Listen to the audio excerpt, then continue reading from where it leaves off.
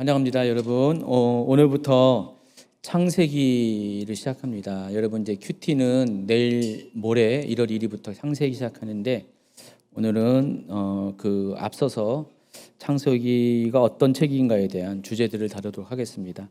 원래 이제 본문도 1장을 나가려고 했었는데, 여러분 알다시피 1장의 주제들이 굉장히 심오한 주제들이 많다 보니까 제가 거기까지 다 준비를 미처 못했고, 오늘 이렇게 교회 와서 또 처리할 게 많아가지고 제가 마무리를 못해가지고 거기까지는 다뤄드리지 못하고, 오늘은 이렇게 창세기 개론과 더불어서 창조와 관련된 몇 가지 주제들을 좀 특화시켜서 본문은 나가지 못하고 개론적인 부분만 먼저 해드리도록 하겠습니다.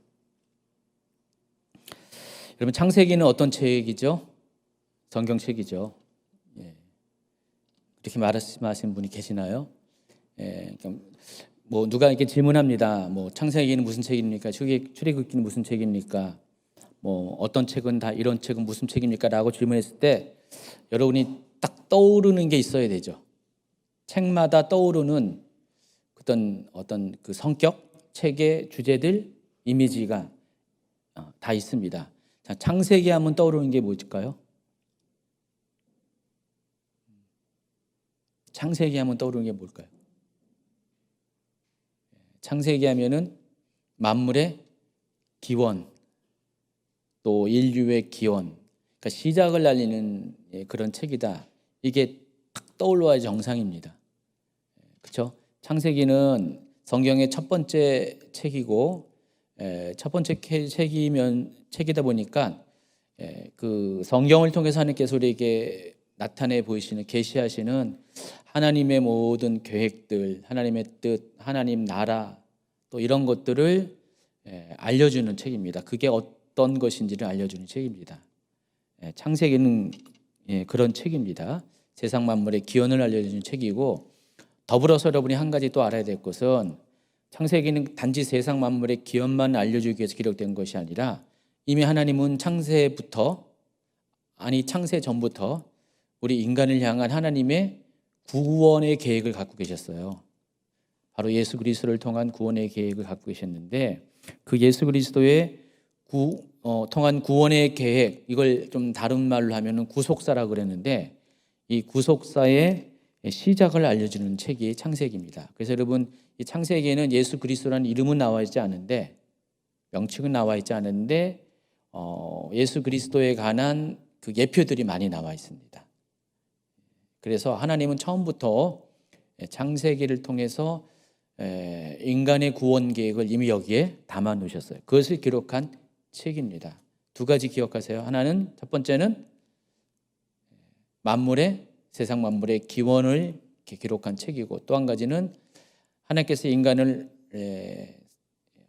어떻게 구원하시는가, 하나님의 구원 계획의 시작이 어떻게 출발했는가를 알려주는 책입니다. 그런 책이 창세기입니다. 창세기 책을 제목을 여러분 좀 아셔야 됩니다. 특별히 이제 모세오경을 계속 다룰 텐데, 모세오경에 대한 제목도 여러분이 좀 더불어서 알아야 됩니다. 창세기의 제목은 한글로는 창세기지만은 히브리어로, 원래 히브리어 성경, 히브리어 성경이 이제 여러분 알다시피 우리가 알고 있는 구약 성경이 히브리어 성경이잖아요. 근데 유대인들은 우리가 알고 있는 제목과 달리 자기들만의 고유한 제목을 답니다. 그래서 보통 그 책에 시작되는 첫 절의 첫 단어를 많이 사용합니다. 그래서 이 창세기의 첫 단어가 베리시트라는 단어입니다. 태초에라는 뜻이죠. 태초에. 이 첫 단어인 베리시트를 가지고 제목을 삼았어요. 히브리어 성경에서는 이 창세기의 제목이 뭐라고요? 태초에예요. 태초에라는 것이 책 제목이라는 것입니다. 우리는 창세기인데 히브리어 성경 타나크에는 베레시트 이렇게 되어 있습니다. 그래서 그 비슷한 케이스가 모세오경이 그렇게 되어 있는데, 물론 반드시 첫 소절은 아니에요. 첫 단어는 아닙니다. 그래서 창세기하고 레위기는 첫 단어인데 출애굽기하고 신명기는 두 번째 단어, 그리고 민수기는 다섯 번째 단어를 책 제목으로 사용했습니다. 물론 여기에는 뭐 관사나 뭐 이런 것들 다 이렇게 빼고 원형만 갖고 이렇게 책 제목을 잡았는데, 한번 그래서 여러분 이게 시각적으로 보여줄게요. 먼저 창세기 보면은 창세기 1장 1절을 한번 보세요. 쫙 이렇게 읽어보세요. 어떤 분은 여기서부터 쫙 읽는 분이 계실 수가 있어요. 왼쪽부터 오른쪽으로 읽는 분이 계시는지 모르겠지만 히브리어는 오른쪽에서 왼쪽으로 읽는 거 아시죠? 단어가 우리랑 순서가 확 바뀌어 버렸어요. 자, 여기 보시면은 베레시트라고 빨간 게 써 있죠. 첫 번째 소절의 첫 번째 단어입니다. 저기 이제 태초예요. 저걸 가지고 창세기의 제목을 삼았습니다. 출애굽기를 보면은요, 출애굽기 보면은 두 번째 단어가 제목이에요. 슈마임, 이름들이란 뜻입니다. 복수죠. 이름들이라는 단어가 출애굽기 제목이에요. 우리는 출애굽기 엑소더스라고 하는데 유대인들은 책 제목이 이름들이에요. 왜 그럴까요? 여기 이름들이 많이 나오니까 그러겠죠. 세 번째 레위기 볼까요? 레위기 보면은 바이크라라고 해서 첫 번째 단어 불렀다라고 하는 그 동사를 사용했습니다. 민수기 같은 경우는 좀 특이하게 다섯 번째 단어 브미르바르 광야에서 라는 제목을 달았습니다. 여러분 민수기가 한글로는 민수기라고 하는데 이게 한자에서 온 거잖아요. 백성의 수를 계수하다.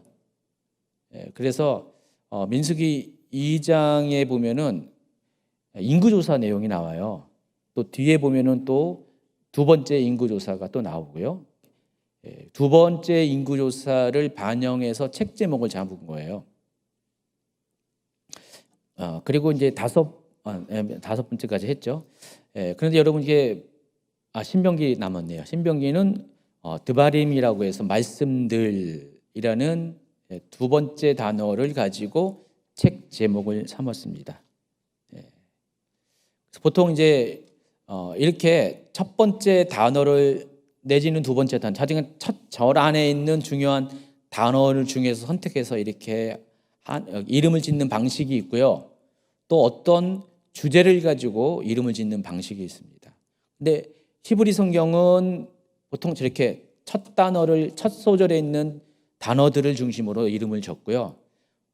그리고 이제 우리가 쓰고 있는 한글 성경, 또 이 한글 성경의 모체가 돼가지고 거슬러 올라가면은 70인용 번역이 나오거든요. 최초로 이 타나크를 히브리어 성경을 헬라어로 번역한 성경이 있습니다. 이게 지금부터 2200년 전에 만든 거거든요. 굉장히 오래됐죠. 2200년 전에 이 70인역 성경이 생겨났는데 이 70인역 성경은 거의 다 책 제목을 주제를 가지고 정했어요. 그래서 히브리어 성경의 이 습관을 배제하고 책 전체가 말씀하고 있는 주제를 가지고 책 제목을 잡았고, 이 책 제목이 이탈리아 성경,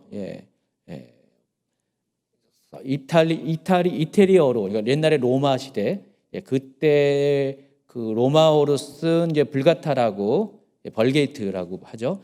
이 번역본에도 이 70인용 번역 책 제목에 간습이 그대로 따라갔고요. 이게 뭐 독일어 성경, 영어 성경, 그리고 한자 성경 거쳐가지고 결국은 한글 성경도 70인역 스타일로 이렇게 고착이 돼버렸습니다. 그래서 오늘날 이 성경들은 두 가지 계통을 따릅니다. 히브리어 성경 계통하고 또 70인역 성경, 헬라어 성경 계통 따라서. 근데 우리가 쓰는 거는 다 70인역 거기에 맞춰서 책 제목들이 정해져 있는데, 이 책 제목은 대개 주제를 반영하는 책 제목입니다. 근데 히브리어 성경은 주제보다는 첫 단어를 많이 사용하고 있다는 것. 자, 그런 방식에 따라서 창세기도 이렇게 히브리어 성경에는 베레시트라고 나와 있습니다. 태초에.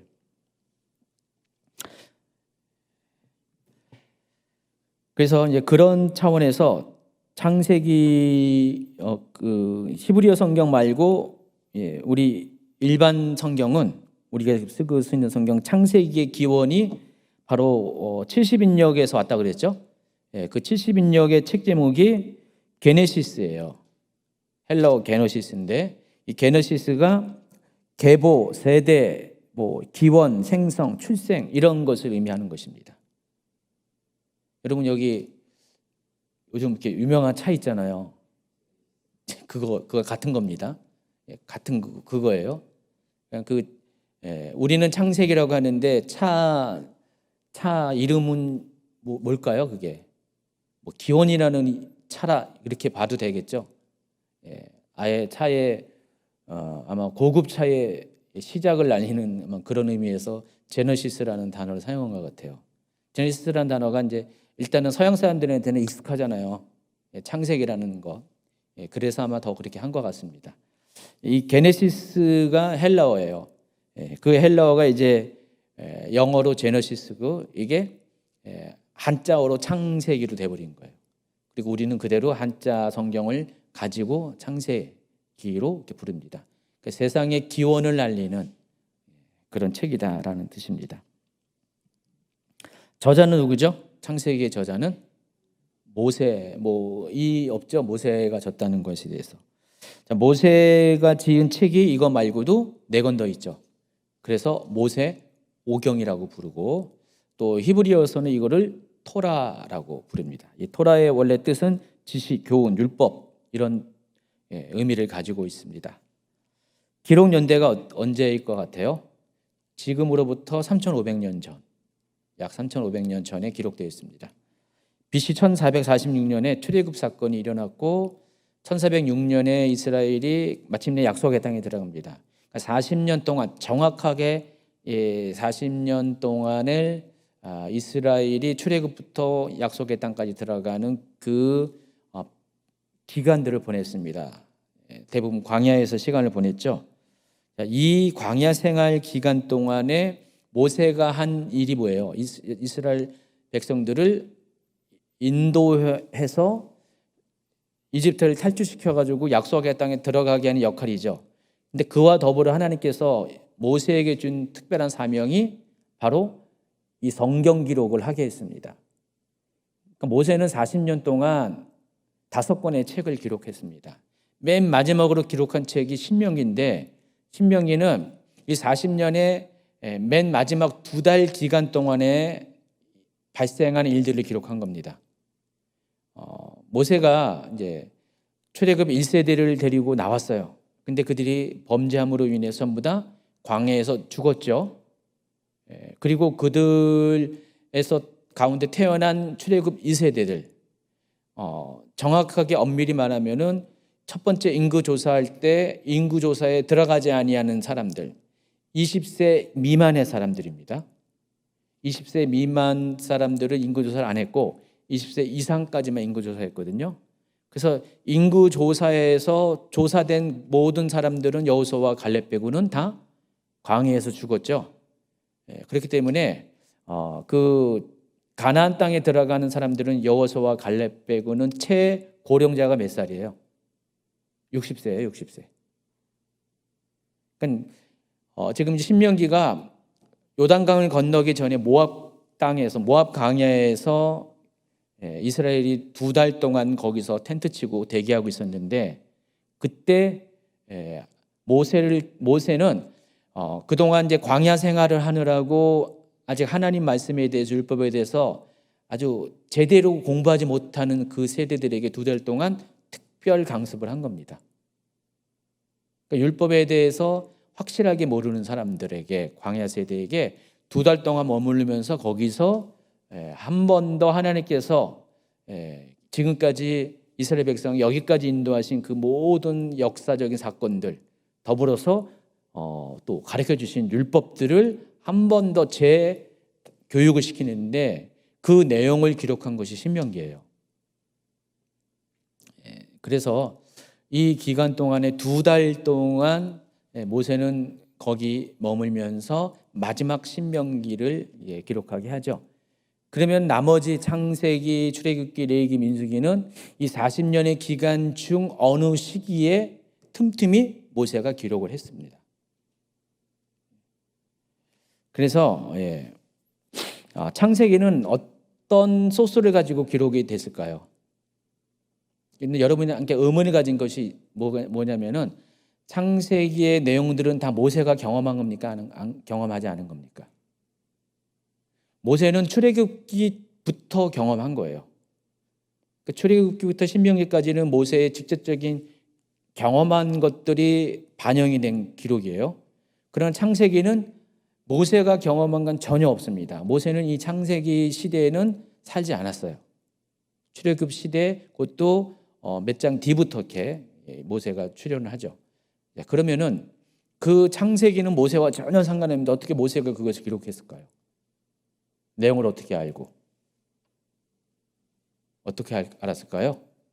2가지 가능성이 있는데 첫 번째는 이스라엘 민족들 가운데 히브리 민족들 가운데 대대로 전해오는 구전입니다. 입으로 전해오는 구전이 있습니다. 옛날 이야기 있죠. 하나님이 옛날에 이렇게 하셨대 이런 것들이 계속해서 전달되어 왔어요. 근데 그것만 갖고 하는 건 아니고요. 모세의 경우는 어떻게 했어요? 하나님이 직접 만나줬던 그런 사람이죠. 우리와는 차원이 달라요. 모세는 하나님의 실체를 본 사람이에요. 수시로 하나님의 음성을 들은 사람입니다. 하나님의 임재 현장을 목도한 사람이에요.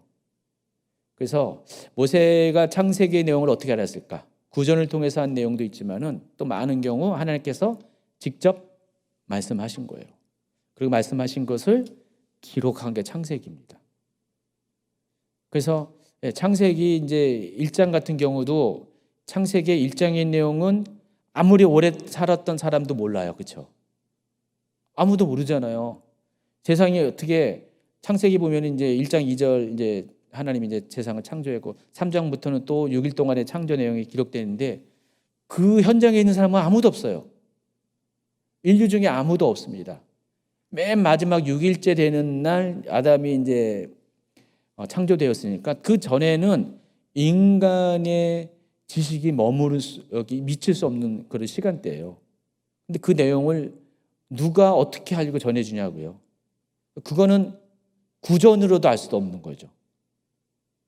그래서 이것을 알려주실 분은 하나님 자신일 수밖에 없어요. 그래서 모세는 우리가 보통 모든 성경은 성령의 감동으로 되었다 그랬는데 모세는 성령의 감동 수준이 아니라 하나님이 직접 말씀하신 것을 듣고 기록을 했다는 것입니다. 여러분께 율법 같은 경우 또 십계명부터 시작해가지고 모든 율법 그리고 또 성막과 제사제도 다 여러분 보시면 알겠지만은 하나님께서 직접 모세에게 이렇게 하라 이렇게 하라 이렇게 하라 하고 직접 지시하신 내용들이에요. 다.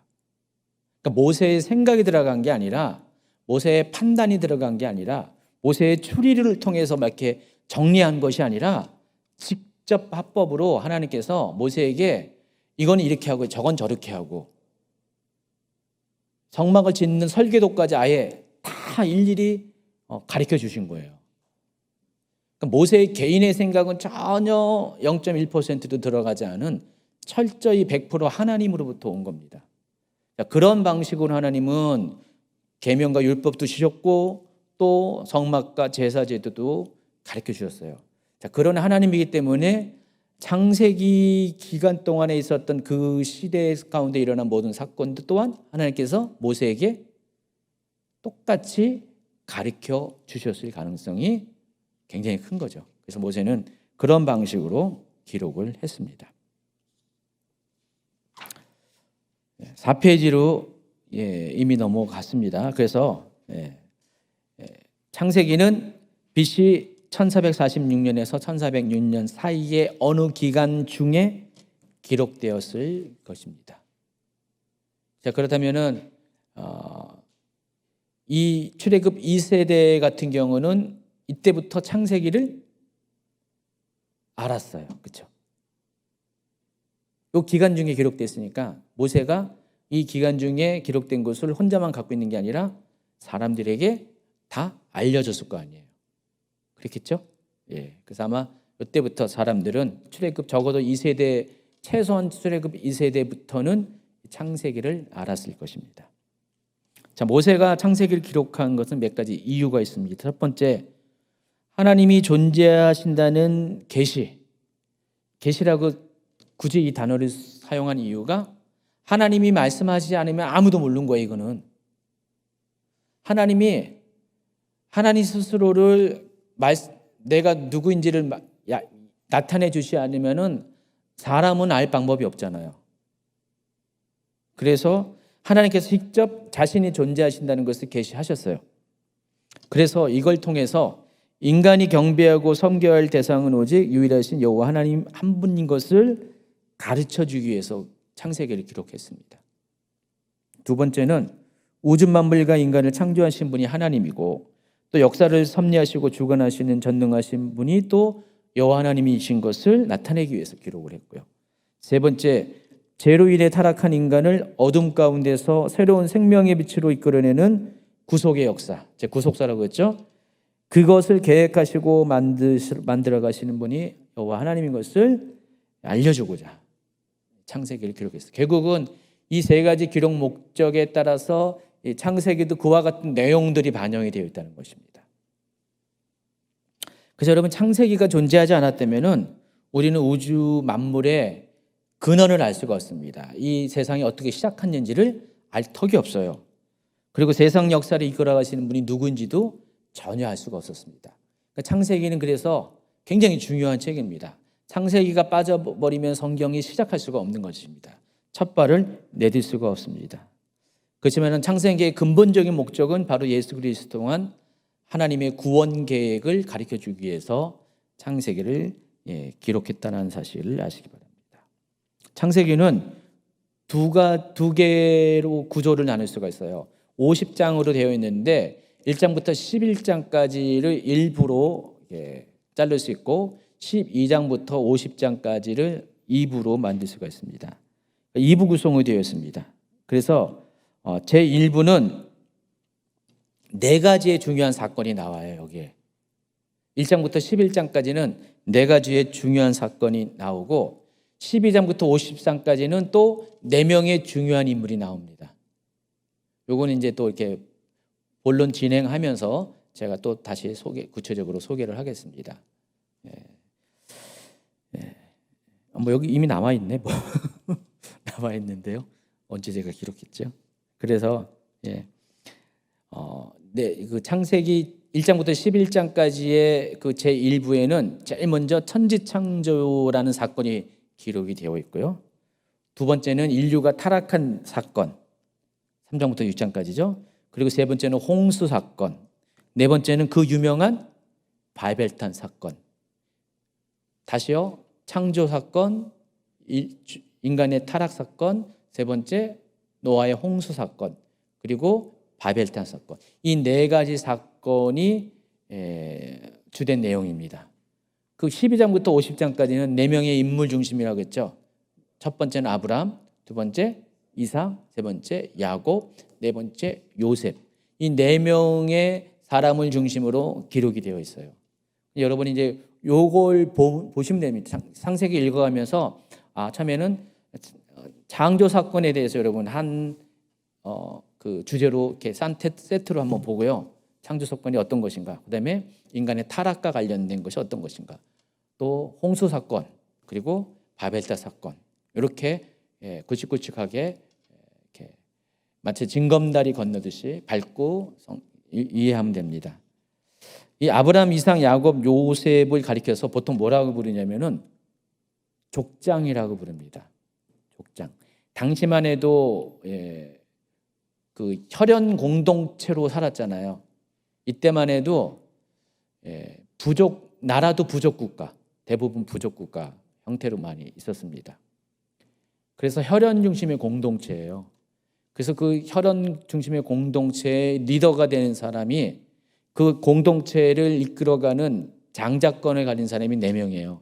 아브라함부터 시작해서 그의 장자권을 계승받은 사람이 후계자가 이삭이고, 그리고 야곱이고, 또 요셉, 이런 식으로 나갑니다. 그 4명의 족장들의 일생을 중심으로 기록한 것이 12장부터 50장까지입니다. 그리고 일부는 1장부터 11장까지는 인류의 시작이라고 또 말할 수가 있어요. 이 세상에 어떻게 시작됐고 인류가 어떻게 시작했는가를 다룬 부분이 1장부터 11장까지고, 12장부터 50장까지는 이스라엘 민족의 뿌리가 되는 족장의 역사를 다뤘어요. 그래서 이스라엘 민족이 어떻게 시작했는가, 그 기원에 대해서 설명을 한 겁니다. 1장부터 11장까지는 인류의 기원이고 12장부터 50장까지는 이스라엘 민족의 기원입니다.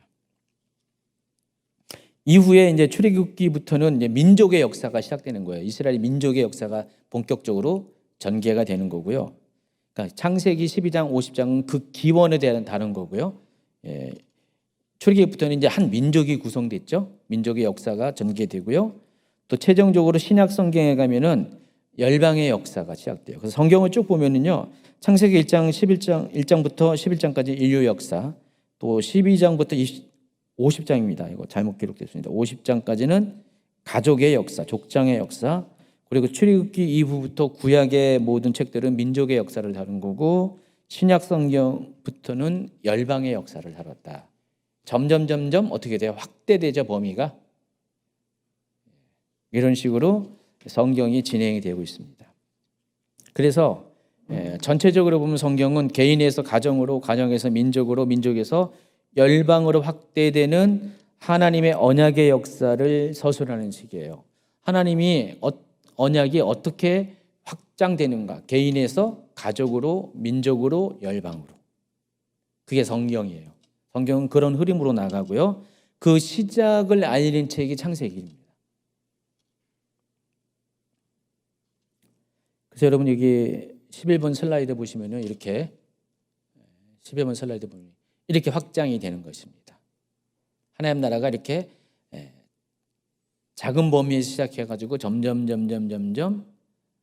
한 사람, 첫사람 아담으로 시작해가지고 온 인류까지 저렇게 구속의 역사가 점점 진행되면서 확장이 되죠. 그게 성경입니다. 따라서 이제 저런 큰 주제를 갖고 있기 때문에 아직 창세기에서는 그리스도라는 이름 자체도 언급되지 않았지만 이미 그리스도의 사역이 여기 예표되고 있습니다. 그러니까 창세기 안에도 이미 그리스도를 흔적을 찾아볼 수가 있다는 것입니다.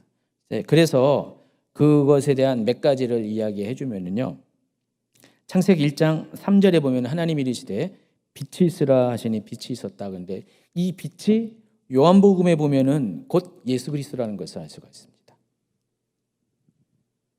요한복음도 태초에 말씀이 계시니라. 이게 이제 창세기로 막으면 똑같이 in the beginning이에요. 똑같이 in the beginning입니다. 그러니까 요한복음은 굉장히 분위기가 창세기 1장 분위기가 비슷하죠. 요한복음 1장도. 그래서 태초에 말씀이 계셨고, 그리고 5절에 보니까 4절에 보니까 이 생명은 사람들의 빛이라 빛이 어둠에 비치되 어둠이 깨닫지 못하더라. 창세기 1장에 나와 1장 3절에 나오는 빛을 여기서 소개를 하고 있습니다. 그래서 여기 요한복음 1장에서 말하는 이 빛이 누굴 가리켜요? 예수님이잖아요. 말씀도 예수님이잖아요. 말씀이 곧 빛인데, 근데 그 예수님이 이미 창세기에도 이미 계시가 되어 있다는 것입니다. 예표로 나와 있다는 것입니다. 여자의 후손이라는 게 창세기 3장 15절에 나오는데, 내가 너로 여자와 원수가 되게 하고 내 후손도 여자의 후손과 원수가 되게 하리니 여자의 후손은 내 머리를 상하게 할 것이요 너는 그의 발꿈치를 상하게 할 것이냐. 근데 그 여자의 후손이 누굴 가리킬까요? 갈라디아서 3장 19절이면 약속하신 자손, 그게 바로 여자의 후손을 가리킵니다.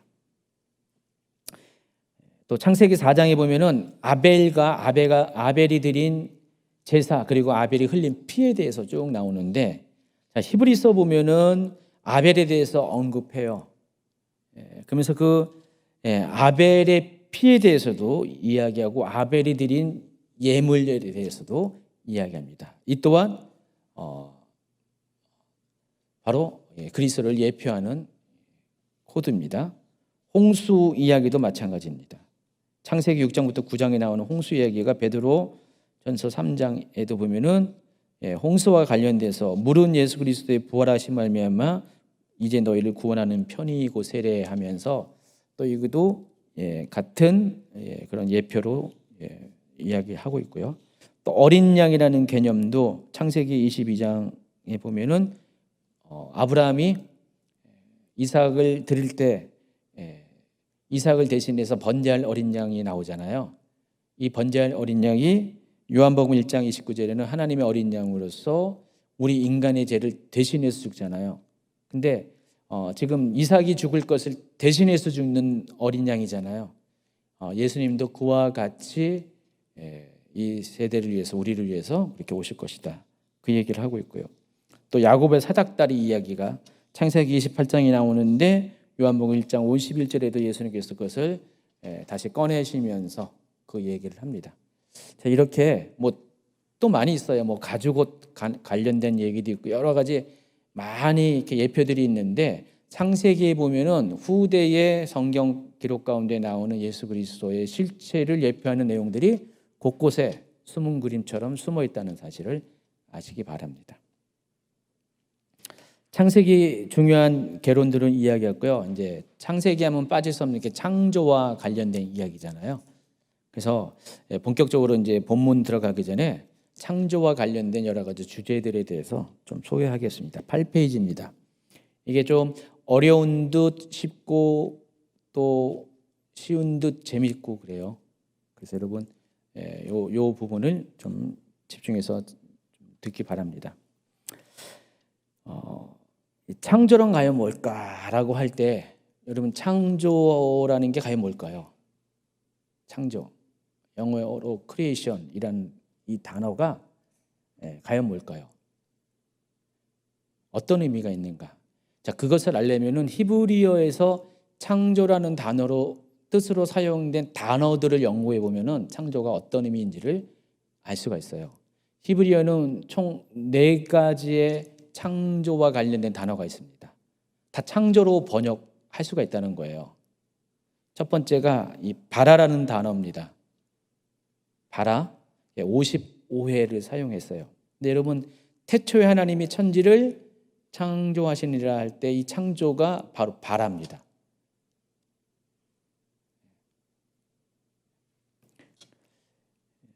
그리고 이사야서 65장 17절에도 보라 내가 새하늘과 새 땅을 창조하나니, 이것도 같은 바라라는 단어를 사용했어요. 아모스서도 마찬가지예요. 구약 성경 전체를 보면은 바라라는 단어가 55회 정도면 많이 사용한 건 아니죠. 그렇죠? 많이 사용하지 않습니다. 좀 이따 소개할 아사라는 단어는 2628회를 사용했어요. 그거에 비하면은 상당히 적게 사용하는 거죠. 근데 그럴 수밖에 없는 이유가 이 바라는 하나님과 관련된 용어예요. 하나님 외에는 바라를 사용할 수 없어요. 다른 존재들은 바라라는 단어를 사용할 수가 없어요. 하나님과 관련된 유일한 창조로 번역할 수 있는 유일한 단어입니다. 하나님만이 사용할 수 있는 단어. 그래서 이 바라의 뜻은 뭐냐? 아무것도 없는 무의 상태에서 뭔가를 새롭게 만드는, 유의 상태로 존재하게끔 만드는 그런 과정을 바라라고 합니다. nothing에서 something을 만드는 겁니다. 아무것도 없었는데, 존재 자체가 없었는데 아무것도 없는 존재 가운데서 뭔가 something을 존재케 하는 그런 의미, 무에서 유를 만들다 할 때 이것을 창조하다, 바라 이렇게 사용한다는 것입니다. 오직 하나님만 이렇게 하실 수 있는 분입니다. 그리고 이제 이거 비교되는 것이 아사입니다. 아사. 2628회를 사용한다고 했죠. 그럼 이게 창조와 관련된 가장 보편적인 단어라는 것을 알 수가 있어요. 그렇죠? 창조와 관련된 가장 보편적인 단어가 이 아사입니다. 많이 사용했다는 것입니다. 자, 창세기 1장 16절에 바라도 나오지만은 아사가 또 나오는데 한번 볼까요? 창세기 1장 16절 시작. 하나님이 두 큰 광명체를 만드사 큰 광명체로 낫을 주관하게 하시고 작은 광명체로 밤을 주관하게 하시며 또 별들을 만드시고 다 보시면은 아사라는 단어를 사용했습니다. 자, 1장 25절 26절은 노전선님이 읽어주세요. 하나님이 땅의 짐승을 그 종류대로 가축을 그 종류대로 땅에 기는 모든 것을 그 종류대로 만드시니 하나님이 보시기에 좋았더라. 하나님이 이르시되 우리의 형상을 따라 우리의 모양대로 우리가 사람을 만들고 그들로 바다의 물고기와 하늘의 새와 가축과 온 땅과 땅에 기는 모든 것을 다스리게 하자 하시고. 여기 보면은 여기도 아사라는 단어를 사용했어요. 근데 바라와 아사의 차이가 뭐냐면은 바라는 무에서 유를 만들 때 바라라는 사용하는데 아사는 이미 만들어진 기본 재료를 가지고 또 새롭게 뭔가를 만들어내는 거. 그게 아사예요. 가령 이런 게 있잖아요. 여러분이 기존에 있는 어떤 물질이 있습니다. 물질이 있는데 만약에 뭐가 좋을까요?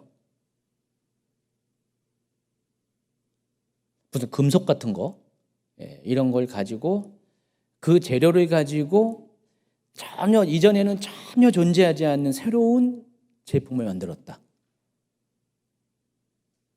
그것을 창조하다라고 표현해요.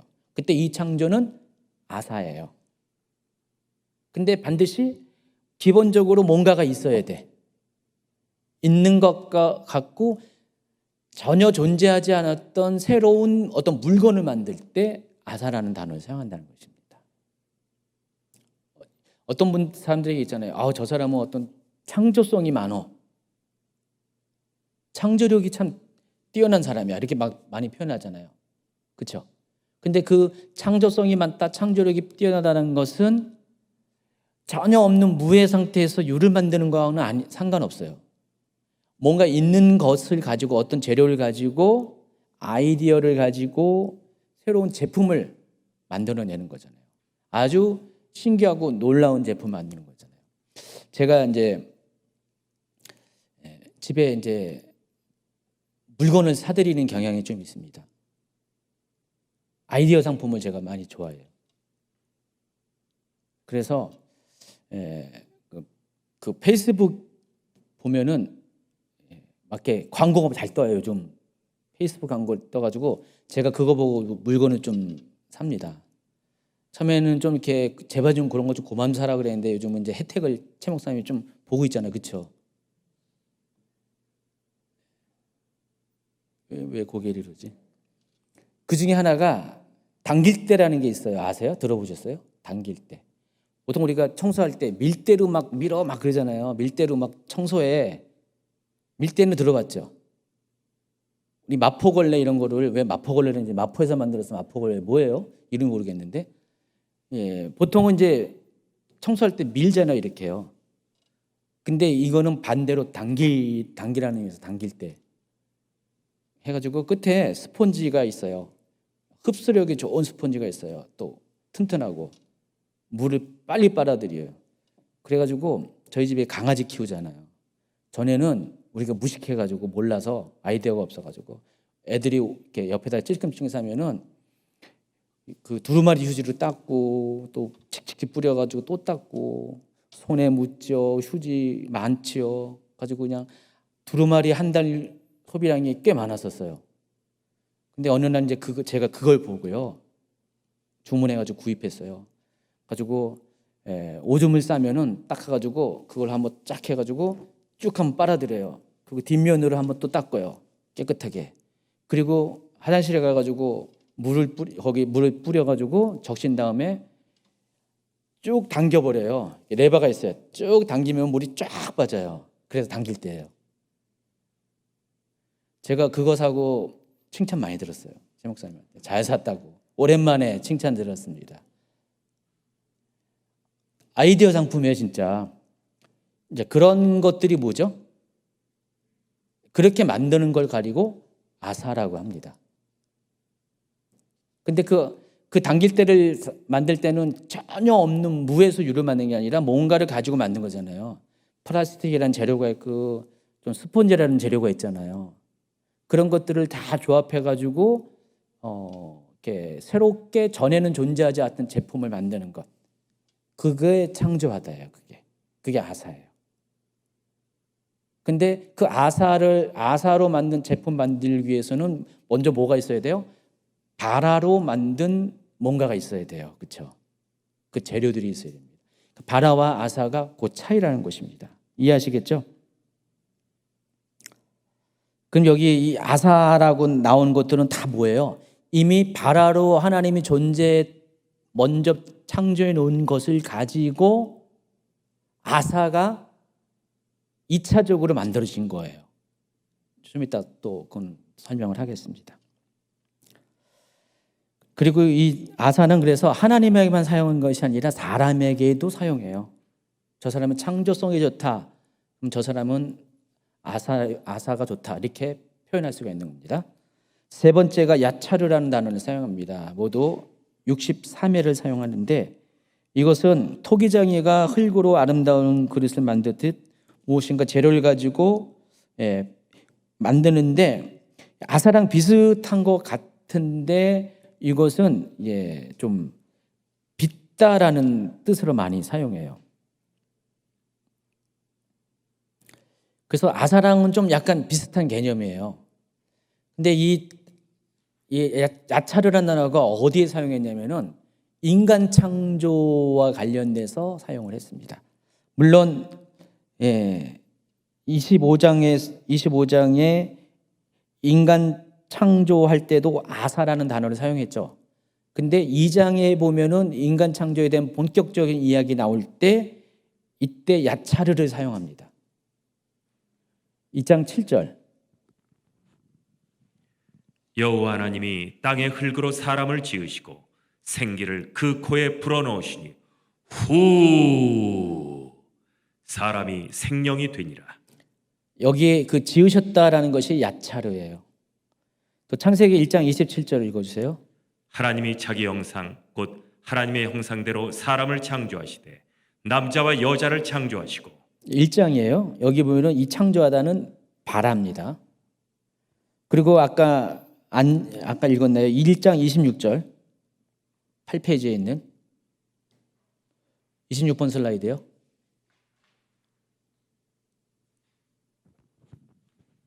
하나님이 이르시되 우리의 형상을 따라 우리의 모양대로 우리가 사람을 만들고 그들로 바다의 물고기와 하늘의 새와 가축과 온 땅과 땅에 기는 모든 것을 다스리게 하자 하시고 여기 보면 또 사람 만든다는 거에 전부 다 세 가지 단어를 다 사용했잖아요. 그렇죠? 바라도 사용했고 야차르도 사용하고 아사를 사용했다는 것입니다. 근데 여기서 창조하다라고 번역된 것은 1장 27절 바라라는 단어만 그렇게 사용했죠.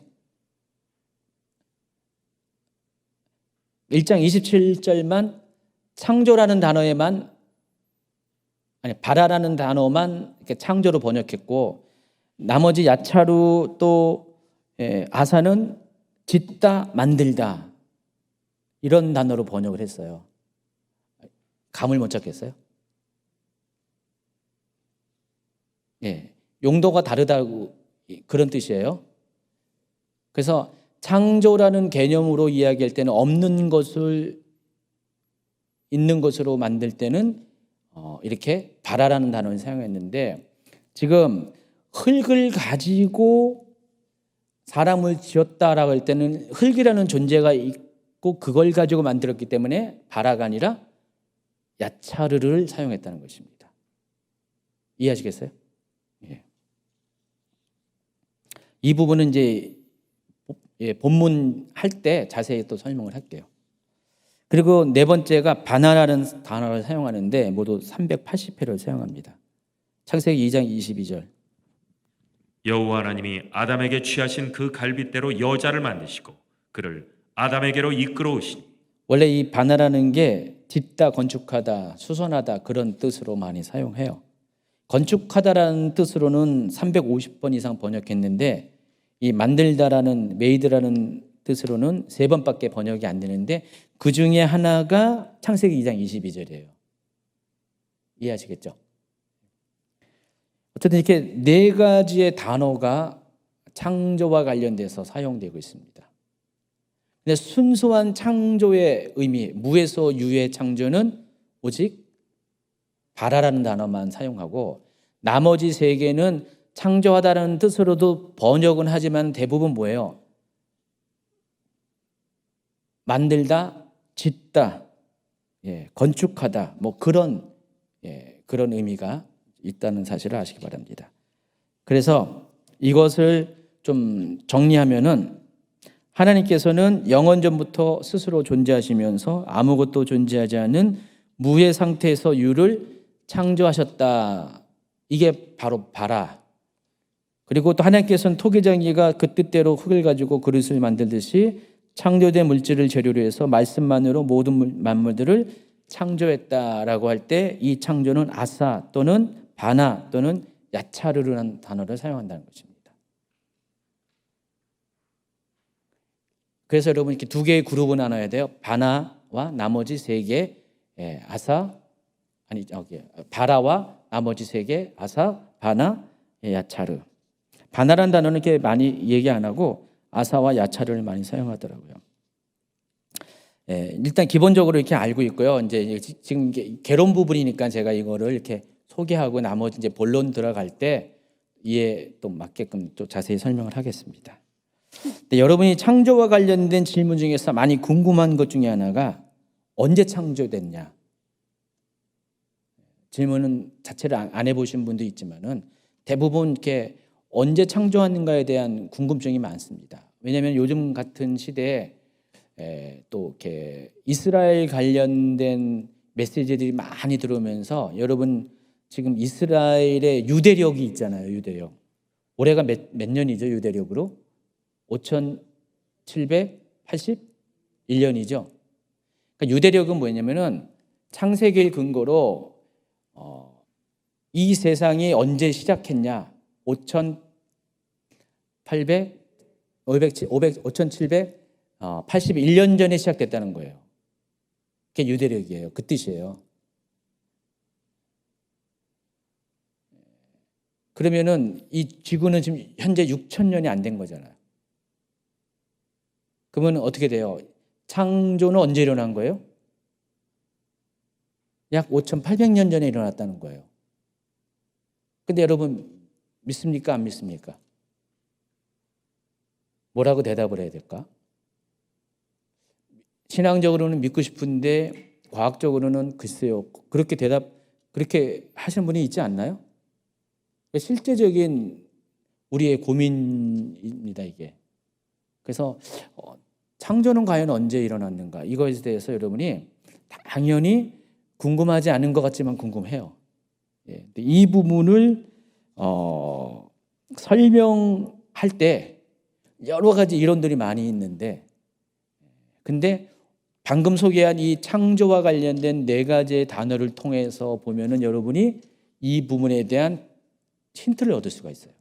답을 얻을 수가 있어요. 그래서 이제 4개의 단어를 제가 먼저 소개를 한 겁니다. 앞서서 설명한 것 중에서 가장 중요한 단어가 무에서 유를 창조하다는 의미의 바라고 또 그와 못지않게 중요한 단어가 이미 창조된 물질을 재료로 해서 새로운 것을 창조한다는 의미인 아사. 아사가 오히려 제일 많이 사용됐다고 그랬잖아요. 이걸 2개를 비교해 보면은 이 창조의 시기가 언제 창조됐는가에 대한 힌트를 얻을 수가 있습니다. 그래서 많은 분들이 이걸 이렇게 아예 명명을 합니다. 바라 창조, 아사 창조. 처음 들어보시겠죠? 근데 이것을 쉽게 말하면 원창조, 육일창조 이런 식으로 구분합니다. 그러니까 하나님이 창조를 한 번에 한 게 아니라 두 번에 걸쳐 했다. 그래서 오리지널 창조라고 해서 원창조가 있고요. 그리고 6일 동안 여러분 잘 알고 있는 3절부터 나오는 내용들이 우리가 알고 있는 창조잖아요. 그게 6일 창조라고 합니다. 그런데 이 원창조에 해당하는 창세기 1장 2절에서 사용한 단어가 바라고요. 그리고 6일 창조에서 사용한 단어가 아사예요. 자, 그러면 우리가 단어의 의미로서 퍼뜩 떠오르는 아이디어가 뭐예요? 원창조는 무에서 유를 창조한 거고, 6일 창조는 창조된 그것으로부터 전에는 존재하지 않았던 새로운 물건을 만들듯이 하나님이 이미 원창조에서 만든 그걸 가지고 새롭게 세상을 만들었. 그것을 또 창조다. 이렇게 볼 수가 있어요. 좀 아이디어가 오죠? 뭔 뜻인지. 구체적으로 좀 이야기를 하겠습니다. 창세기 1장을 다시 보시면은요. 1장 1절. 태초에 하나님이 천지를 창조하시니라 해서 이 창조가 바라라는 단어를 사용했다고 했죠. 제가 이거를 히브리어를 이렇게 쫙 해놨어요. 창세기를 할 때는 아무래도 초반부는 히브리어를 많이 좀 소개를 할 수밖에 없습니다. 히브리어를 쫙 보면은 히브리어는 이렇게 오른쪽부터 인다고 했잖아요. 베리시트 태초에 바라 창조하셨다. 엘로힘 하나님이. 그리고 에트 하샤마인 하늘들을, 그리고 웨트 하레츠, 그리고 땅을. 태초에 창조하셨다 하나님이 하늘을 그리고 땅을. 이렇게 히브리어가 기록이 되어 있습니다. 근데 여기 사용한 단어가 바라라는 단어를 사용한다고 그랬어요. 자, 그럼 보시면은 하나님이 바라하신 게, 태초에 바라하신 게, 그러니까 엘로힘이 베레시트에 바라하신 게 뭐예요, 여기? 하늘과 땅이죠. 근데 엄밀히 따지면은 하나님이 하늘과 땅만 창조하셨나요? 이거는 공간의 개념이고, 하나님이 시간도 창조하셨어요. 베레시트라는 태초라는 시간을 창조했어요.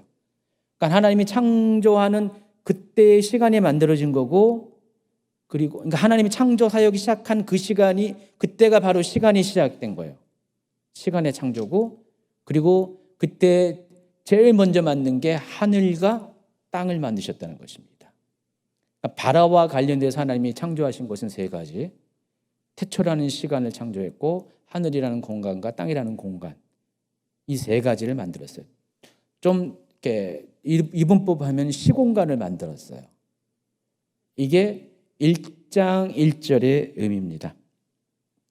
그 전에는요, 시간이 없었고 공간이 없었어요.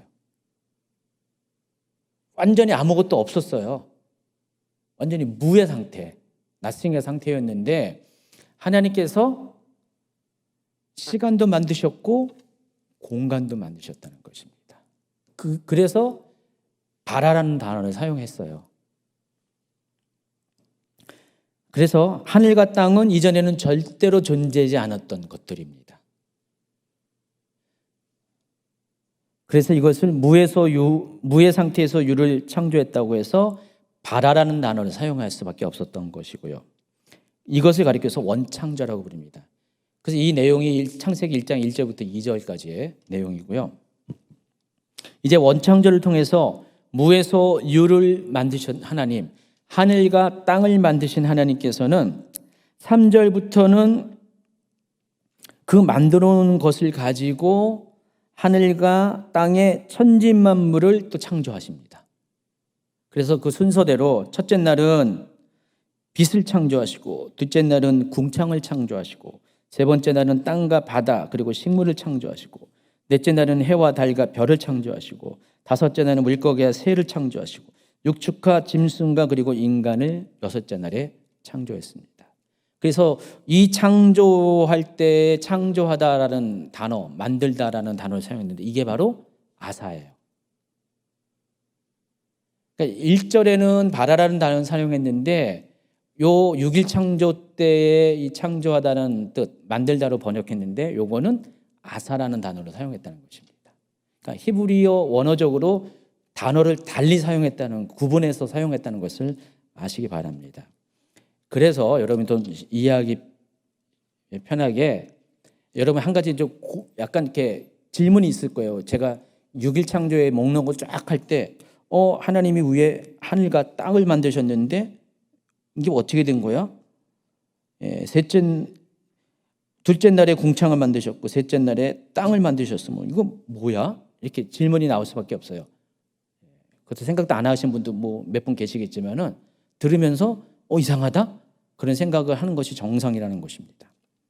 그래서 1절에서 말하는 이 바라 창조에서 말한 하늘과 땅, 그리고 3절부터 소개하는 아사 창조에서 이야기하는 이 하늘과 땅을 우리가 어떻게 보아야 되는가를 좀 아셔야 돼요.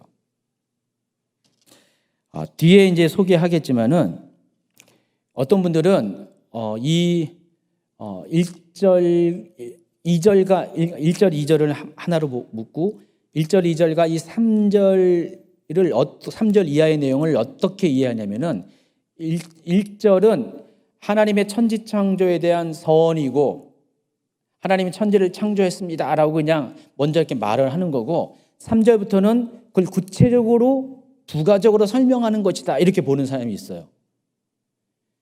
그러니까 1절과 3절 이하의 내용이 같다라고 보는 것입니다. 보통 이렇게 언어 습관이 있잖아요.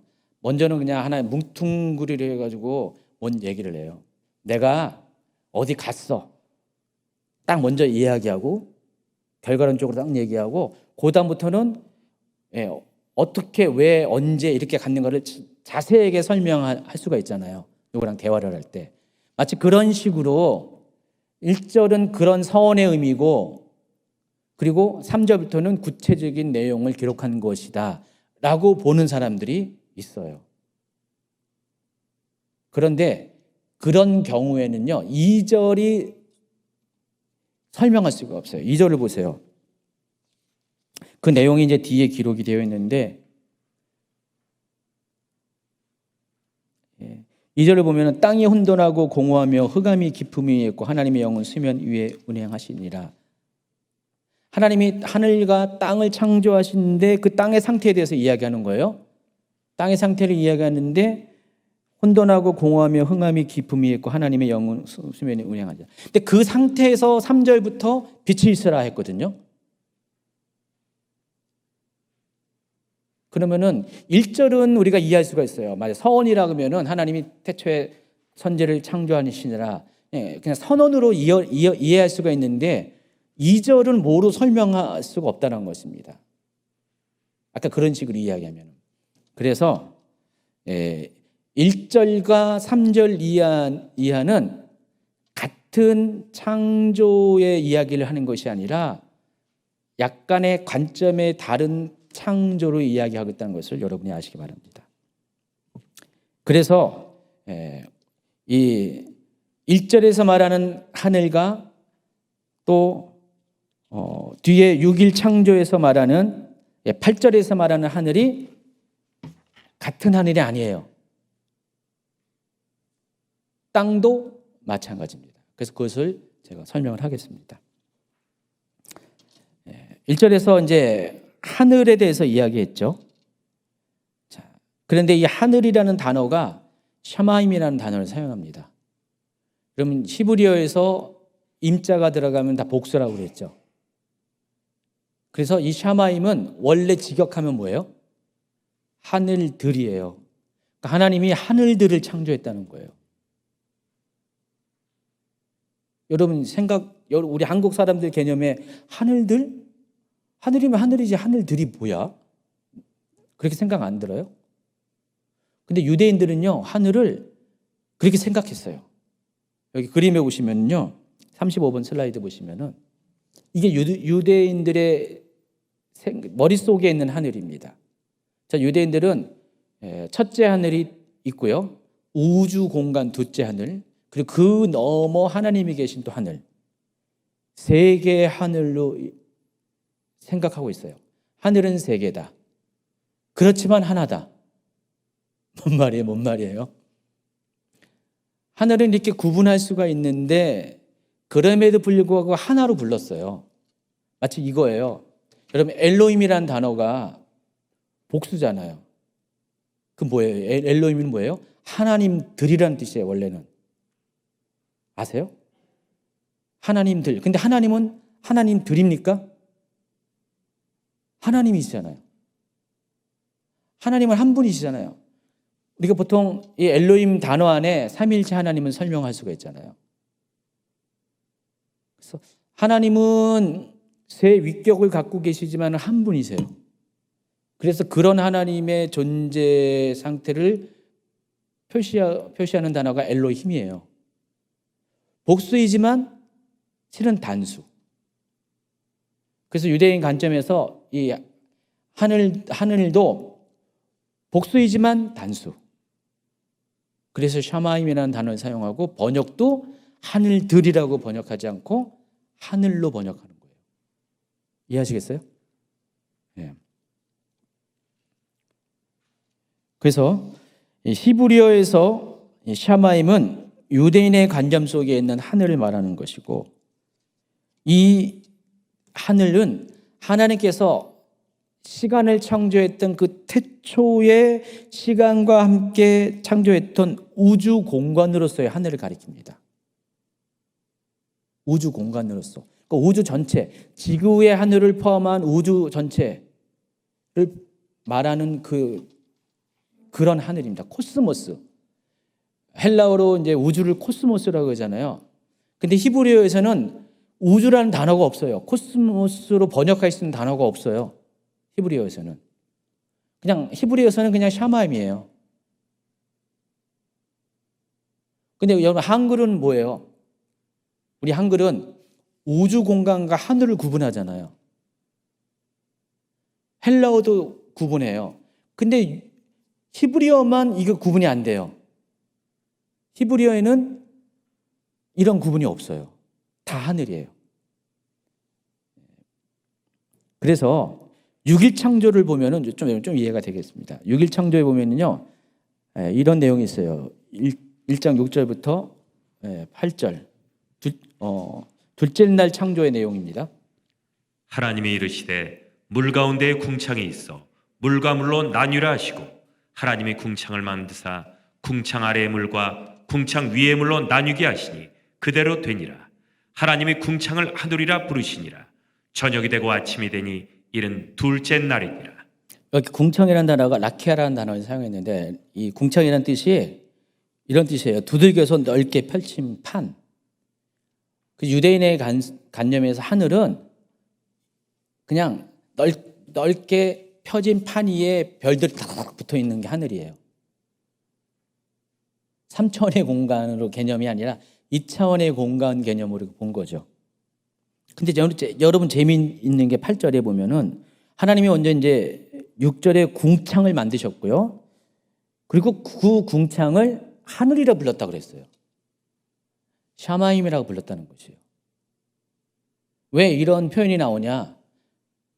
아까 설명한 것처럼 히브리어에는 우주라는 단어가 없어요. 우주라는 단어가 없기 때문에 우주도 샤마임이고 하늘도 샤마임이에요. 그러니까 우리가 생각하는 우주 공간도 샤마임, 우리가 생각하는 하늘도 샤마임이에요. 그래서 이런 표현이 나온 거예요. 하나님이 궁창을 만드는데 궁창이 어떤 거냐면은 여기 그림을 보시면은 이게 궁창입니다. 이게 이제 창세기 1장 본론 들어가면 이걸 설명을 해줘야 되는데, 이거 설명하려면 굉장히 또 복잡한 내용들이 많이 있어요. 그래서 제가 이 부분은 영상으로 대체할 겁니다. 그래서 제가 이제 영상을 링크 시켜줄 거예요. 그거 보라고. 이 궁창에 대해서 잘 설명한 영상이 있거든요. 그거 보시면은 여러분 궁창이 어떤 의미인지를 이해할 겁니다. 근데 쉽게 보면은 이 궁창은 수증기로 대기권 위에서 수증기로 둘러싼 마치 도넛처럼 지구를 둘러싼 공간이 궁창이에요.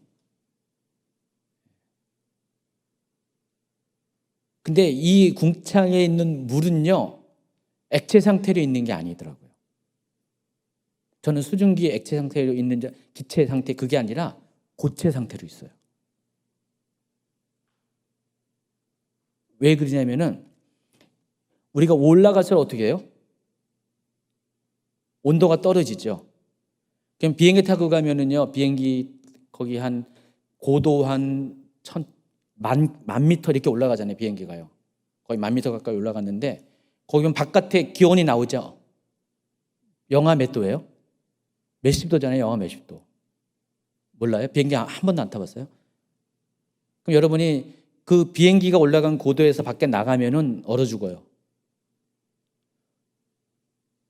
며칠 전에 거기 무슨 뉴스 봤더니 토성인가 목성인가 거기 갔더니 영하 200 몇십 도? 우주 공간은 추워요. 근데 저 궁창에 물이 있다고 했잖아요. 그럼 물이 액체 상태로 존재할 수도 없고 기체 상태로 존재할 수 없고 그래서 고체 상태, 얼음의 형태로 있대요. 자, 요 부분은 나중에 이제 그때 설명을 할 겁니다. 근데 하나님이 저 궁창이라는 것을 만들었어요. 그리고 그것을 하늘이라 불렀어요. 근데 저 궁창은 1장 1절에는 없었어요. 근데 1장 6절부터 등장합니다. 둘째 날 창조 때 궁창이 만들어진 거예요. 그러니까 하나님이 처음에는 이 궁창이 존재할 수 있는 하늘을 만드셨고요. 샤마임을 만드셨는데 이건 전혀 존재할 수 없었던 곳인데 그게 바로 우주 공간이에요. 우주 공간을 만드셨고 둘째 날에 대해서는 본격적인 창조가 시작된 둘째 날에 대해서는 그 우주 공간 안에 이 라키아 궁창을 만드셨고 그걸 샤마임을 불렀다는 겁니다. 같은 단어 하늘이라는 단어로 불렀다는 것입니다. 자, 그러면은 첫 번째 말하는 이 1장 1절의 이 하늘과 1장 6절, 1장 8절의 하늘이 같은 하늘인가요? 다른 하늘이에요. 8절의 이 하늘은 궁창을 말하는 것입니다.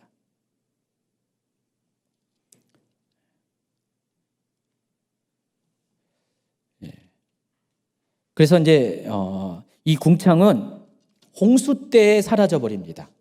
하나님이 이제 홍수 심판을 할 때 이 궁창에 있는 이 H2O를 전부 다 땅에 쏟아지게 해서 그러니까 이 땅에 있는 이 지표 안에 있는 물과 함께 위아래로 이렇게 물이 쏟아져서 지금 에베레스트 산 높이만한 그 산들도 다 덮을 정도로. 근데 그것을 덮을 수 있는 물이 어디서 왔겠어요? 이 궁창에 있는 물이 떨어지지 않는 것은 불가능하죠. 그래서 이 궁창은 노아의 홍수 때 사라졌고 지금은 결국은 우주 공간으로서의 샤마임만 존재하는 것입니다. 시편 68편 33절 한번 볼까요? 읽어주세요. 옛적 하늘들의 하늘을 타신 자에게 찬송하라. 주께서 그 소리를 내시니 웅장한 소리로다. 여기도 이 하늘들은 샤마임을 말합니다. 그러니까 옛적 하늘은 뭘까요? 옛적 하늘. 옛적 하늘들의 하늘은 뭘까요? 궁금하시죠? 여러분 상상에 맞게 지금까지 설명한 거에 따라서 이 옛적 하늘들의 하늘은 과연 뭘까? 의미를 잘 생각해 보시기 바랍니다. 또 이사야도 보면 34장 4절 보세요.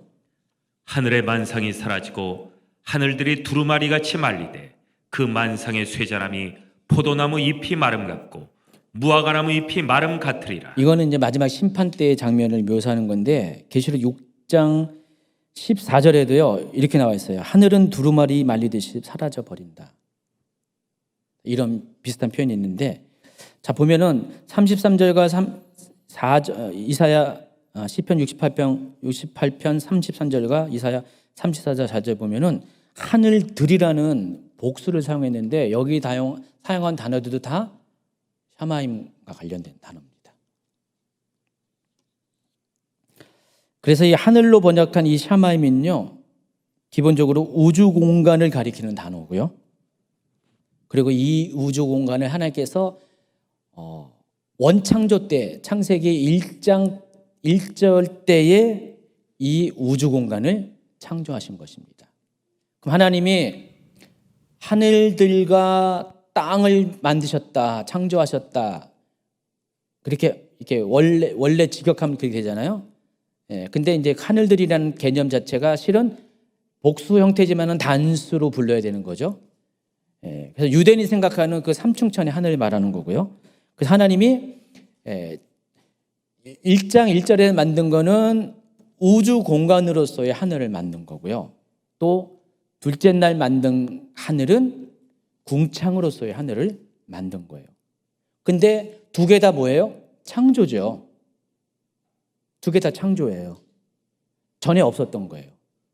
우주 공간도 없었던 거고 궁창도 없었던 겁니다. 그래서 창조라고 아는데 그 단어의 선택에 있어서 우주 공간을 만들 때는 바로 바라라는 단어를 사용했고, 그리고 그 우주 공간을 기초로 해서 궁창을 만들 때는 아사라는 단어를 그렇게 사용한다는 것입니다. 이해하시겠죠? 또 땅입니다. 14페이지. 땅은 창세기 1장 2절에 보면은 1절의 원창조에서 창조된 땅의 상태가 어떤지를 이렇게 소개하고 있습니다. 창세기 1장 2절입니다. 시작. 땅이 혼돈하고 공허하며 흑암이 깊음 위에 있고 하나님의 영은 수면 위에 운행하시니라. 예, 땅의 상태가 혼돈과 공허와 흑암만이 존재한다 그랬어요. 자, 이 부분은 이제 다음 주 강의 때 이야기할 거고요. 예. 자, 보시면은 뭔가 존재하긴 존재하잖아요. 존재하긴 존재하는데 우리가 알고 있는 개념의 그 땅은 아니죠. 근데 이것을 땅이라고 불렀어요. 땅은 혼돈하고 공허하며 흑암이 깊음 위에 있다 그랬었어요. 그래서 우리가 이제 하늘 창조에서 우주 공간을 하나님께서 먼저 만드셨고 스페이스를 만든 거예요. 공간을 만들었고 우주라는 스페이스를 만들었고, 여러분 또 이것도 이렇게 아셔야 돼요. 우주라고 해서 우리가 알고 있는 행성체들이 다 있는 그 우주가 아니에요. 창세기 1장 1절에는 아직 별들이 없었어요. 아무런 별들이 없었어요. 별들이 없었고 그냥 하늘만, 스페이스만 있었던 거예요. 이 별들은 언제 만들어져요? 넷째 날에 만들어질 거예요. 별은 우리가 알고 있는 이 별들은 다 넷째 날에 만들어져요. 그 전에는 그냥 하나님이 우주를 만드시긴 만드셨어요. 근데 거기는 우주에 있는 행성은 전체는 아무것도 없는 빈 공간의 상태의 우주였어요. 그 상태의 둘째 날에 궁창을 만드셨고요. 그리고 넷째 날에 나머지 별들을 만드신 거예요. 자, 마찬가지로 그 원창조 때 만든 이 땅에는요, 땅은 땅이로되 아무것도 없어요. 이해하시겠어요?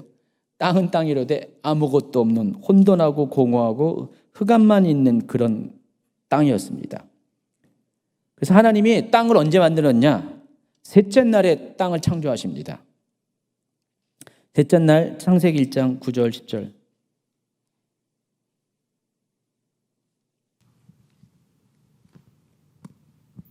하나님이 이르시되 천하의 물이 한 곳으로 모이고 묻이 드러나라 하시니 그대로 된지라. 하나님이 묻을 땅이라 부르시고 모인 물을 바다라 부르시니 하나님이 보시기에 좋았더라. 아까 궁창을 하늘로 부르셨고 여긴 또 묻을 땅으로 불렀다 그랬어요. 이 땅에 해당한 단어가 에레츠라는 단어인데 아까 창세기 1장 1절에 나와 있는 그 단어입니다. 거기는 하 에레츠라고 나와 있죠. 그 에레츠를 이미 만드셨는데 1장 10절에는 또 하나님이 또 LH를 만드셨다고 했잖아요. 그러면 1장 1절은 서원이고 그냥 선언이고 1장 10절은 구체적인 이야기를 한다? 그건 아니라는 거예요. 왜냐 그렇게 얘기하면은 2절의 땅의 상태를 이야기할 때 그것을 설명할 방법이 없다고 제가 말씀드렸죠. 하나님은 이미 땅을 만드셨는데 우리가 알고 있는 이런 형태의 땅이 아니라는 것입니다. 원창조 때의 땅은. 우리가 알고 있는 이런 형태의 땅은 10절에 와서 비로소 육지죠. 육지와 묻과 물을 분리한 상태에서 분리된 곳에 그것을 올라온 것을 땅이라고 불렀고 에레츠라고 불렀고 그리고 나머지 물을 바다라고 불렀던 것입니다. 그럼 여러분 좀 쉽게 이렇게 연상이 될 겁니다. 최초의 땅은 어떤 상태였을 것 같아요? 물과 흙이 아마 공존했을 가능성이 있어요. 뭐라고 설명을 할 수가 없지만은 이때 이렇게 분리가 돼서 땅과 바다가 생긴 거잖아요. 그러니까 우리가 알고 있는 지금 형태의 땅과 바다는 10절에 와서 생겼다는 거. 원창조 때는 그냥 혼돈하고 공허하고 흑암이 깊이 있는 그런 상태에 하나님 땅을 만들었어요. 전에는 없었어요. 이게 존재하지 않았던 거예요. 하늘도 전에는 존재하지 않았어요.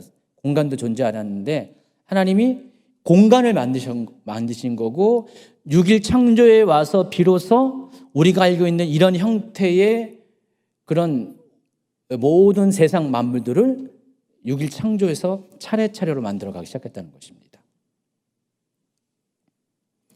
그래서 이게 원창조와 또 6일 창조, 바라 창조와 아사 창조의 차이라는 것입니다. 그래서 완전한 무의 존재에서 유를 창조한 것이 바라 창조고 그것을 토대로 새로운 것을 창조하는 것이 아사 창조입니다.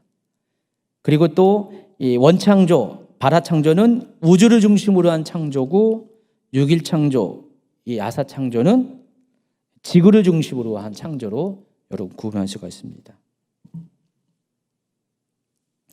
어떤 분들은 이것을 또 1장 1, 2절과 3절 이하를 또 설명을 하려니까 여러 가지 아이디어가 나오는 거예요. 잘 이해가 안 되잖아요, 여러분. 지금도 제가 설명했는데 이해할 듯 안 되잖아요, 그렇죠? 그래서 어떤 분들은 이런 얘기를 합니다. 소위 갭 이론이라는 여기 용어가 있어요. 갭 이론 들어보셨어요? 그러니까 창세기 1, 2절과 3절 이하에는 갭이 있다는 거예요, 간극이. 그 간극이 보통 몇 년일 것 같아요? 시간의 간격이 있다는 거예요. 무려 46억 년. 왜냐하면 이 얘기를 왜냐면은 지구의 나이가 과학자들이 추정하는 지구의 나이가 46억 년이래요. 이 정도면은 지구 나이가 이렇게 많은 것도 아니에요. 다른 별에 비하면은. 지구 나이가 46억 년이래요. 상상이 되나요? 46억 년? 근데 기독교인이면서 과학자들이 있잖아요. 근데 기독교인이면서 과학자들이 선택을 해요. 내가 어떻게 이 과학을 이해할까? 여러분 알고 있는 창조과학회에 속한 분들도 있잖아요. 근데 그분들 말고도 기독교 신앙은 갖고 있는데 과학적으로는 입장이 애매하니까 이런 사람들이 가리켜서 과학 유신론적 진화론자 이렇게 불러요. 하나님이 계신 것을 믿는데 또 진화도 믿는 사람들, 진화론도 믿는 사람들. 그런 사람들이 고안한 게 이 갭 이론입니다. 그래서 이 원창조에 해당하는 창세기 1장 2절과 6일 창조에 해당하는 3절 이하에는 46억 년의 시간 간격이 있다는 것입니다. 그러니까 하나님이 먼저 46억 년 전에 이 지구를 창조했고 그리고 46억 년 뒤에 오늘날에 우리가 알고 있는 이 지구를 또 만드셨다. 그리고 재미있는 거는 그 간격 안에 공룡도 막 설명해요. 지구의 지각 변화도 거기서 설명해 버립니다. 그 갭 사이에 그러니까 창세기 1장 1절, 2절과 3절 사이에 지구의 지각 변화도 있었고 공룡이 출현과 멸망도 있었다. 이런 식으로 막 설명을 합니다. 맞아요? 틀려요? 틀리죠? 이거는 아닙니다. B입니다. 이렇게 창세기 1장 1, 2절과 3절 이하의 이 차이가 여러분 좀 이렇게 쉽게 이해가 되는 건 아니에요. 근데 가장 합리적인 것은 바로 그겁니다. 이 동사를 통해서, 창조하다는 동사를 통해서 우리가 이것을 설명할 수가 있고, 그래서 1, 2절은 발아창조, 원창조라고 우리가 이해할 수 있고, 3절 이하는 아사창조, 그 원창조를 기초로 하나님이 제 표현에 의하면은 창조는 창조로 돼 질서를 부여하는 창조. 혼돈하고 공허하다, 무질서의 상태죠. 카오스의 상태였는데 이 무질서의 상태에서 전에는 없었지만은 하나님이 존재케 했어요. 근데 아직 질서는 잡히지 않았어요.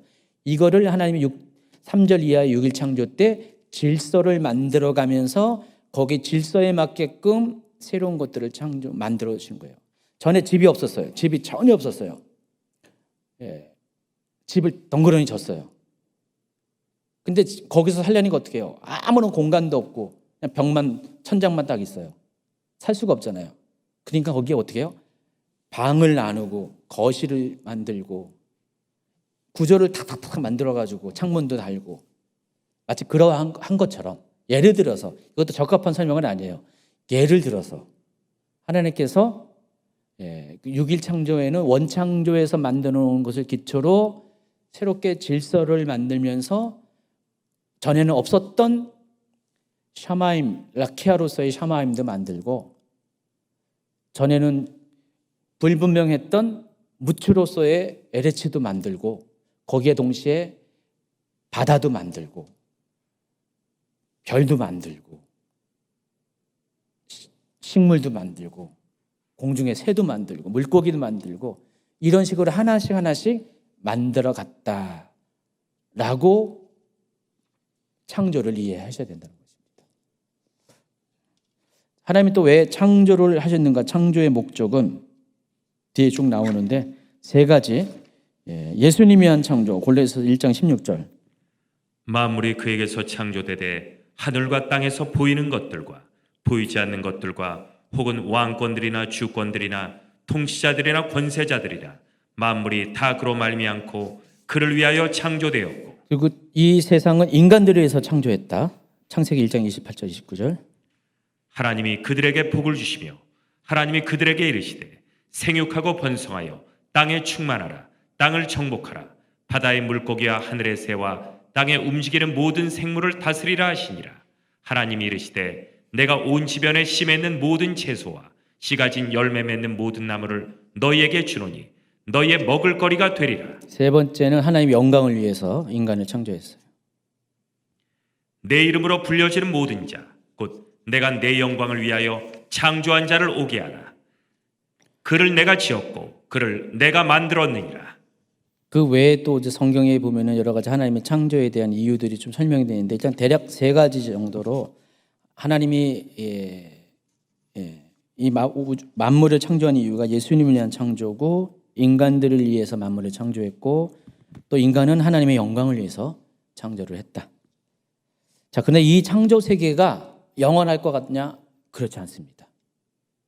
이 창조 세계는 영원하지 않고 하나님은 이 창조 세계를 인간에 대한 심판의 일원으로, 인간을 심판하기 위해서 이 세상에 창조된 것도 하나님이 전부 다 멸망시킨다고 말씀이 나와 있어요. 베드로후서 3장 10절 이하. 그러나 주의 날이 도둑같이 오리니 그날에는 하늘이 큰 소리로 떠나가고 물질이 뜨거운 불에 풀어지고 땅과 그 중에 있는 모든 일이 드러나리로다. 이 모든 것이 이렇게 풀어지리니 너희가 어떤 사람이 되어야 마땅하냐? 거룩한 행실과 경건함으로 하나님의 날이 임하기를 바라보고 간절히 사모하라. 그날에 하늘이 불에 타서 풀어지고 물질이 뜨거운 불에 녹아지려니와 우리는 그의 약속대로 의가 있는 곳인 새 하늘과 새 땅을 바라보도다. 3장 10절부터 12절은 이 세상의 멸망, 심판에 대해서 이야기하죠. 물론 계시록에 보면 비슷한 얘기가 쭉 나오는데 이 세상은 지금 형태로 존재하지 않는 해체되고 없어지는 그런 날이 오게 될 겁니다. 인간 때문에 그래요. 이 만물이 왜 져졌다고 했어요? 아까요? 인간을 위해서 져졌잖아요. 그래서 인간이 맨 뒤에 어떤 목사님이 이렇게 얘기하더라고요. 재미있게. 왜 인간이 맨 뒤에 창조된지 아세요? 막 그래요. 왜 그럴까요? 인간이 제일 먼저 창조되면 어떻게 해요? 잘 것도 없고 먹을 것도 없고 물도 없고 아무것도 없잖아요. 인간이 너무 불편해. 그래서 하나님이 인간을 맨 나중에 다 준비해서 세팅한 다음에 인간을 맨 마지막에 만들었어요. 그럼 만물은 누구를 위해 만든 거예요? 물론 예수님이 만든 거지만은 또 인간을 위해 만든 거예요. 그래서 인간이 심판을 받으면 만물도 역시 심판을 받게 돼 있어요. 그리고 나서 하나님은 새로운 인간에게 맞는 새로운 하늘과 새 땅을 또 주신다고 그랬어요. 요한계시록 21장 1절. 또 내가 새 하늘과 새 땅을 보니 처음 하늘과 처음 땅이 없어졌고 바다도 다시 있지 않더라. 이 처음 하늘과 처음 땅은 창세기 1장에 나와 있는 그 하늘과 땅이에요. 그래서 그 하늘과 땅을 하나님이 다 베드로후서 3장 10절 이하에 있는 방식으로 다 멸망시킬 것이고 없게 하실 것이고 새로운 이미 그때는 사람도 없어졌어요. 다 사람이 존재하는 곳이 존재하지 않는 곳이기 때문에 그런 물질 세계이기 때문에 의미가 없는 거죠. 그래서 전부 다 망하게 하시고 새로운 사람을 위해서 새로운 하늘과 새로운 땅을 이렇게 만들어 놓으신다는 것입니다. 그래서 그 땅 가운데 새로운 사람이 살게 될 것입니다. 근데 이 새로운 사람은 새로운 창조 그 사람이 아니라 아담과 같은 그 사람을 말하는 것이 아니라 이미 있는 사람이 죽었다가 부활했다가 영원한 생명체로 변화된 그런 사람을 말하는 것입니다. 그런 사람에게 새로운 땅과 하늘에서 살아가는데 한시적으로 사는 것이 아니라 영원히 살 수 있도록 만드실 것입니다. 그게 하나님의 최종적인 계획이라는 것입니다. 오늘 창조에 관한 이야기를 쭉 했는데 다소 쉬울 듯 어렵다고 했잖아요. 어려운 듯 또 재밌다고 했잖아요. 그래서 창조에 대한 기본적인 개념을 가지고 다음 주부터는 창세기 1장부터 본격적으로 창세기를 다루도록 하겠습니다. 그래서 앞에 초반 부분은 약간 어려울 수밖에 없어요. 이런 개념들이 들어가니까.